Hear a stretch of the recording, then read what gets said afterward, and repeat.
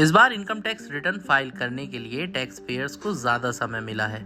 इसके बावजूद 1 crore tax payers ने रिटर्न फाइल कर दिए हैं। कई टैक्स पेयर्स को ऐसा लगता है कि रिटर्न फाइल करने पर उनका रिफंड जल्द ही उनके सेविंग्स बैंक अकाउंट में आ जाएगा।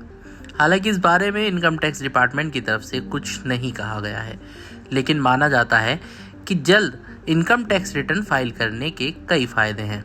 एक्सपर्ट्स का कहना है कि डेडलाइन से काफ़ी पहले इनकम टैक्स रिटर्न फाइल करने का पहला फायदा ये है कि अगर रिटर्न में किसी तरह की गलती नहीं है तो उसकी प्रोसेसिंग जल्द हो जाएगी, फिर रिफंड जल्द बैंक अकाउंट में आ जाएगा। फिनटेक फर्म वन बैंक के फाउंडर विभोर गोयल ने कहा, मई और जून में अगर रिटर्न डेटा को मैच कराने के बाद सही तरीके से फाइल किया जाता है तो 2 से 4 हफ्तों में उसकी प्रोसेसिंग हो जाती है।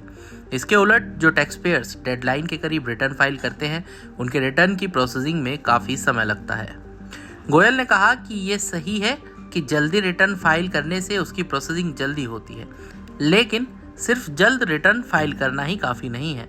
अगर आपके रिटर्न में किसी तरह की गलती पाई जाती है तो ये फिर दिक्कत हो सकती है।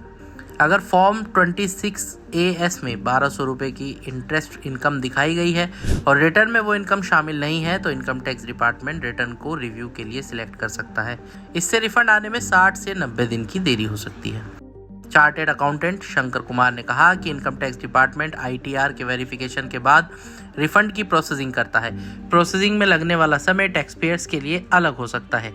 ये सही है कि जल्द रिटर्न फाइल कर देने से रिटर्न में किसी डेटा के मैच नहीं करने और उसके लिए नोटिस मिलने पर उसका जवाब देने के लिए काफ़ी समय मिल जाता है। चार्टेड अकाउंटेंट नियति शाह ने कहा कि आमतौर पर रिटर्न जिस क्रम में फाइल किए जाते हैं उनकी प्रोसेसिंग भी उसी क्रम में होती है।